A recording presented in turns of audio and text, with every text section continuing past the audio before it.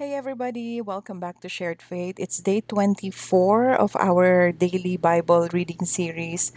Ngayon, babasahin na natin ang last chapter ng Genesis. It's Genesis chapter 50. Okay, so babasahin ko siya sa Tagalog. Moving forward, magtatagalog. Gagamitin natin ang Tagalog Bible. So, Tagalog ang ating babasahin ngayon. And bago tayo mag-umpisa, mag-pray po muna tayo. Hallelujah, God. Thank you, Jesus. Heavenly Father, we come in Jesus' name. Lord, salamat pong muli sa araw na to. Salamat, God, sa panibagong umaga. Tinataas po namin, O God, ang araw na to sa inyo, O Diyos. Dalangin namin ang inyong gabay sa aming pagbabasa.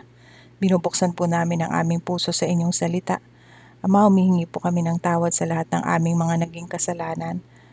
Panginoong Jesus, dalangin namin na linisin niyo po kaming patuloy ang aming mga puso at isipan ng iyong banal na dugo. And Lord Holy Spirit, we're praying, O God, sa gabay mo sa aming pag-aaral ng inyong salita ngayong araw na to. Salamat po. This we pray in Jesus' precious name. Amen, amen, and amen. Okay, so pwede na po tayong magbasa ng Bible. Mag-start na po tayo. And then after that, we will mag-observation and then application po. Thank you. Okay, let's start. Let's dive in. Genesis, Kabanatang 50. Niyakap ni Jose ang kanyang ama at umiiyak na hinagkan. Pagkatapos inutusan niya ang kanyang mga manggagamot na imbalsamuhin ang bangkay. Ayon sa kaugalian ng mga Ehipsyo, 40 araw ang ginugol nila sa paggawa nito. 70 araw na nagluksa ang bansang Ehipto. Pagkatapos ng pagluluksa, sinabi ni Jose sa mga kagawad ng Faraon, "Pakisabi nga ninyo sa Faraon na hiniling ng aking ama bago namatay na doon ko siya ilibing sa libingan na kanyang inihanda sa Kanaan. At aking naipangakong susundin ko ang kanyang bilin. Kaya humihingi ako ng pahintulot na dalhin ko roon ang kanyang bangkay at babalik agad ako pagkatapos." Sumagot ang Faraon, "Lumakad ka na at ilibing mo ang iyong ama ayon sa iyong pangako sa kanya." Sumama kay Jose para makipaglibing ang lahat ng kagawad ng Faraon, ang mga may matataas na katungkulan sa palasyo, at ang mga kilalang mamamayan sa buong Ehipto. Kasama rin ni Jose ang kanyang mga kapatid at ang buong sambahayan ng kanyang ama. Ang naiwan lamang sa Goshen ay ang maliliit na bata, mga kawan ng tupa, kambing at baka. May mga nangangabayo, may mga sakay sa karwahe, talagang napakarami nila. Dinala nila sa Kanaan ang bangkay at doon inilibing sa yungib na nasa kaparangan ng Makpela, silangan ng Mamre, na binili ni Abraham kay Efron na Heteo. Matapos ilibing ang ama, si Jose nagbalik sa Ehipto, kasama ang kanyang mga kapatid at lahat ng kasama sa paglilibing. Mula nang mamatay ang kanilang ama, nag-alala na ang mga kapatid ni Jose. Sabi nila, "Paano kung galit pa rin sa atin si Jose at gantihan tayo sa kalupitang ginawa natin sa kanya?" Nagpasugo sila kay Jose at ipinasabi ang ganito, "Bago namatay ang ating ama, ipinagbilin niya na sabihin ito sa iyo. Nakikiusap ako na patawarin mo na ang iyong mga kapatid sa ginawa nila sa iyo. Kaya naman ngayon, nagsusumamo kami sa iyo na patawarin mo kaming mga lingkod ng Diyos ng iyong ama." Napaiyak si Jose nang marinig ito. Lumapit lahat ang kanyang mga kapatid at yumuko sa harapan niya. "Kami mga alipin mo," wika nila. Ngunit sinabi ni Jose, "Huwag kayong matakot. Maaari ko bang palitan ng Diyos? Masama nga ang inyong ginawa sa akin, subalit ipinahintulot iyon ng Diyos para sa kabutihan at dahil dooy naligtas ang marami ngayon. Kaya huwag na kayong mag-alala. Ako ang bahala sa inyo at sa inyong mga anak." Napanatag ang kanilang kalooban sa mga sinabing ito ni Jose. Nanatili nga si Jose sa Ehipto kasama ang kanyang mga kapatid. Umabot siya ng 110 taon bago namatay. Inabot pa siya ng mga apo ni Ephraim, gayon din ng mga apo niya kay Makir na anak ni Manases. Sinabi niya sa kanyang mga kapatid, "Malapit na akong mamatay, ngunit huwag kayong mag-alala. Iingatan kayo ng Diyos at ibabalik sa lupaing ipinangako niya kina Abraham, Isaac at Jacob." Katapos ipinagbili niya sa mga Israelita ang gagawin sa kanyang bangkay. Wika niya, "Isumpa ninyo sa akin na kapag kayo'y inilabas na ng Diyos sa lupaing ito, dadalhin ninyo ang aking mga buto. Namatay nga si Jose sa gulang na 110 taon. Siya inimbalsamo sa Ehipto at inilagay sa isang kabaong. Okay, proceed na po tayo sa observation or obserbasyon. So, yung mga observation po natin dito, number 1, may panahon ng pagluluksa. So, ayon sa kaugalian ng mga Ehipsyo, 40 araw ang ginugol sa pag-embalsamo kay Jacob at 70 araw naman ang inilaan ng buong Ehipto para sa pagluluksa. Parang katulad din dito sa Pilipinas, 'di ba? Meron tayong mga 40 days, 40 araw, ganyan. Yun ang alam ko. So, may kanya-kanya po. So, dito sa Egypt, ganyan sila. Ipinapakita nito na may tamang panahon para magdalamhati. Ang kalungkutan ay hindi dapat ikahiya o madaliin. Bahagi ito ng paghilom. Ito po ay very true. Talagang there's a time for grieving po. So, kapag meron tayong kakilala na dumadaan sa ganitong proseso, sa ganitong sitwasyon, ay alalahanin natin sila, para intindihin natin sila. Okay, next observation po. Ang kamatayan ay hindi kinakatakutan kundi pinaghahandaan. Ayan. Makikita na literal itong pinaghahandaan. May inilaan na libingan, lugar at paraan ng paglilibing. So, hindi sila natakot, hindi natakot si Jacob, hindi natakot si Joseph na sabihin yung mga huling habilin nila. Lahat naman po kasi tayo mamamatay. Sabi po sa Biblia na numbered daw po ang ating buhay dito sa mundo. Ibig sabihin, meron lang siyang certain time tayong mabubuhay dito. So si Jacob at saka si Joseph, hindi sila natakot sa kamatayan dahil alam nila na isakatuparan nila ang plano ng Diyos sa kanilang buhay. So si Jacob namatay na may kapayapaan sa puso dahil natupad niya ang layunin ng Diyos sa kanya. So, ganun din po dapat tayo. Huwag nating katakutan ang kamatayan. Paghandaan natin ito.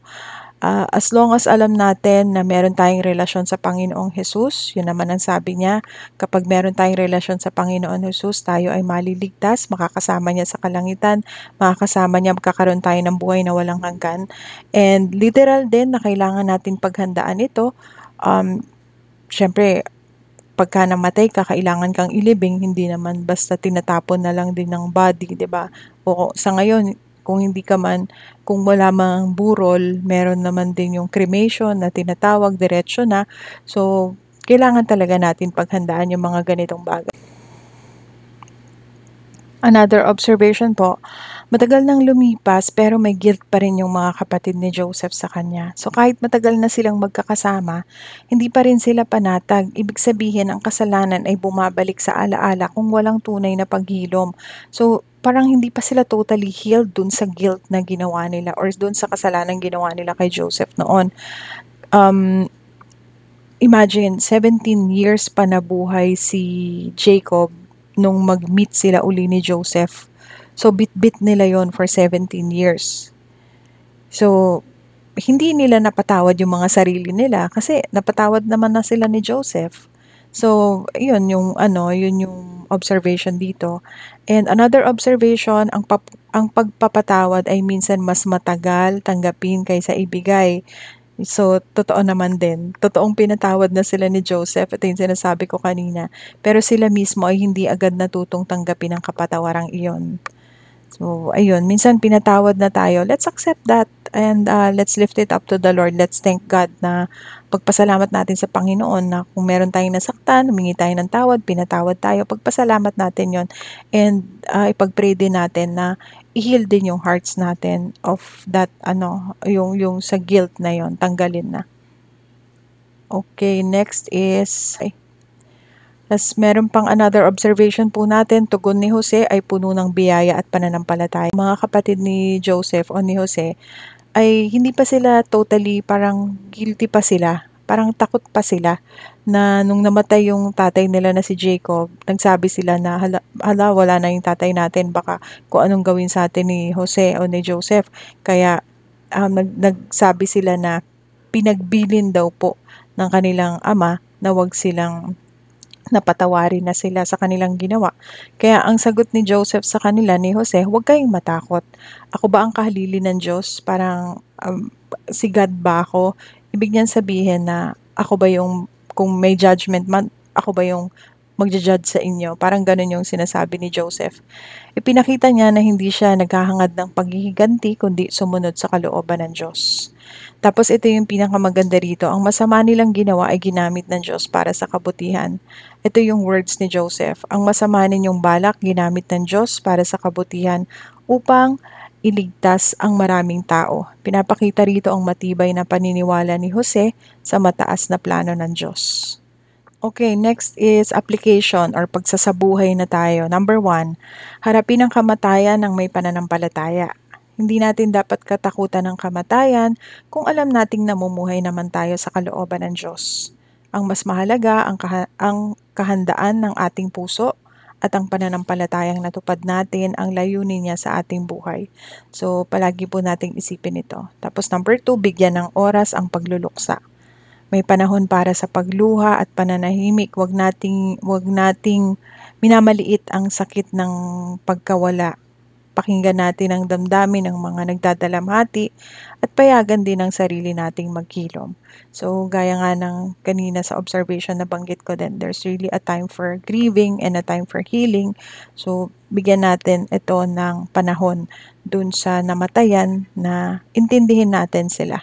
Kung nag-iiba man yung attitude nila, malungkot sila, parang ayaw nilang kumilos, siguro yun yung grieving period.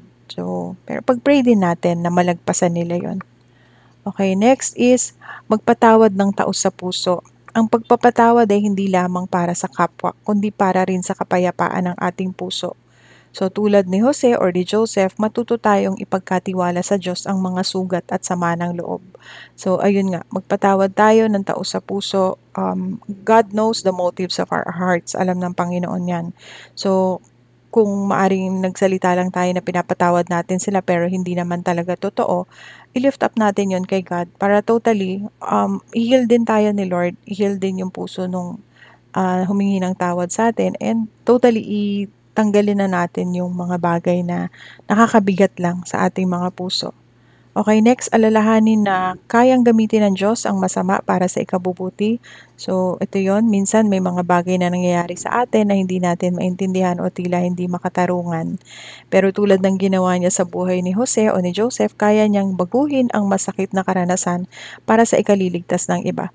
Minsan, if we look at it at the bigger picture, maring may nangyaring hindi maganda, pero come to think of it, hindi ka kikilos ng ganon kung hindi nangyari yon. Yung parang ganyan. So, lahat i-lift up natin sa Panginoon. Next is, ito na yung last application, pagsasabuhay. Kapag nagpatawad ka, iparamdam mo rin ito. So, maraming taon nang lumipas, pero takot pa rin ang mga kapatid ni Jose. Minsan kailangan natin tiyakin sa taong nagkasala na pinatawad na sila upang sila rin ay makalaya mula sa guilt. So, pag nagpatawad tayo, iparamdam din naman natin dun sa taong pinatawad natin na okay na, all clear, all good, kumbaga. And pakitaan natin sila ng mabuti. Huwag natin paulit-ulit na i-remind yung kasalanan. Alam niyo, sabi sa Bible, there's now no condemnation in Christ Jesus. And also, yung nagpaulit-ulit na nagko-condemn o nagpapaalala ng past, sa devil kasi yun eh. Kasi siya yung palaging ganito yan, ganito, yung ganon. Siya yung i-input nun sa mind natin. So, i-rebuke natin yon, tanggalin natin sa isip natin yung mga ganong thoughts para i-let go na natin lahat ng mga pangit, mga basura, trash ng isip at puso, and that the things of the past na kailangan ng i-let go na yan para nang sa ganon, makamove on tayong lahat. And let's ask the Lord for help, of course, kasi minsan nga hindi ganon kadali. Bible verse for the day, ito po, Genesis chapter 50 verse 20. Masama nga ang inyong ginawa sa akin, subalit ipinahintulot iyon ng Diyos para sa kabutihan, at dahil dooy naligtas ang marami ngayon. Yun yung words ni Joseph sa mga kapatid niya. And sa English po, but as for you, you meant evil against me, but God meant it for good, in order to bring it about as it is this day, to save many people alive. So nakita natin kung paano ginamit ng Panginoon ang sitwasyon ni Joseph. nakulong siya, nahirapan siya, pero he stood firm in his faith. Pinanindigan niya ang kanyang pananampalataya, hindi siya nawalan ng pananampalataya sa Panginoon kahit anong sitwasyon o season ng buhay niya. Okay, so tapos na po tayong magbasa ng Genesis and Exodus na po tayo bukas or Exodo. And bago po tayo matapos ngayong araw na to, mag-pray po muna tayo. Okay, so pray na po tayo. Hallelujah God, thank you Jesus. Heavenly Father, maraming salamat pong muli sa araw na to. Salamat Lord sa lahat ng learnings namin ngayong araw. Diyos, Lord, nihiling po namin God na kung ano man ang aming mga natutunan na basa, tulungan niyo po kaming maisa pamuhay ito. Tulungan niyo po kami, Panginoon, na magpatawad, God, sa mga taong nakasakit sa amin at doon naman ho sa mga humingi na ng tawad sa amin. Dalangin namin, Lord God, na totally, Lord, baka meron pang something sa puso namin na akala namin napatawad na nga namin totally pero hindi pa. Completely heal our hearts, Father. And we also pray, O God, dun sa mga taong nasaktan din namin. We ask for forgiveness, Lord, kung meron man din po kaming nagawa na hindi tama sa kanila. Heal their hearts as well, God. Lord, tinataas ko po sa inyo, Lord God, lahat ng aking mga kapatid na nakatune in ngayon sa oras na to. Kung ano man pong mga pinagdadaanan nila sa buhay, maaring yung iba sa kanila, God, ay nawalan ng mga mahal sa buhay, namatayan. Dalangin ko, Lord, na tulungan niyo sila, O God, malagpasan yung time of grieving, God. Praying, Lord, na totally, Lord, ipagtiwala nilang kanilang mga buhay sa inyo. Dalangin ko rin, God, na i-fill niyo yung hearts nila with peace, with joy, God. Surround them, O God, with friends as well. And I pray, Lord, for complete healing, Lord, para sa kanila. Lord, salamat, Lord, sa mga mahal namin sa buhay na wala na rin, hindi na rin namin kasama. Salamat sa mga panahon, Panginoon, na binigay niyo sila sa amin para makasama namin sila. Salamat, Lord, ginamit mo sila, Lord, na maging parte ng mga buhay po namin. And naniniwala naman ako, God, that with you, Jesus, we have everlasting life. Makikita rin namin sila, O Diyos, sa mga pagka po kami ay kinuha na din ninyo. May pangako po kayo, Panginoon, na kung sino man, O Diyos, ang kumikilala sa iyo, Panginoong Jesus, ay merong buhay na walang hanggan. Kaya pinanghahawakan po namin ito. Lord, again, salamat sa araw na to, God. Salamat sa lahat ng learnings, Lord. Patnubayan niyo po ang bawat isa. Ito po ang aming dalangin, Ama, sa pangalan ni Jesus. Amen. Amen and amen. Okay, so tapos na po tayong magbasa ng Genesis chapter 50 and God bless you all. Share niyo po tong video natin and like niyo po, subscribe po kayo. Share niyo po, again, moving forward, Tagalog po tayo para mas marami pong makasali, maraming mas makaintindi at mas malalim pa nating mapag-usapan ang salita ng Panginoon. God bless you all. Take care. Bye-bye.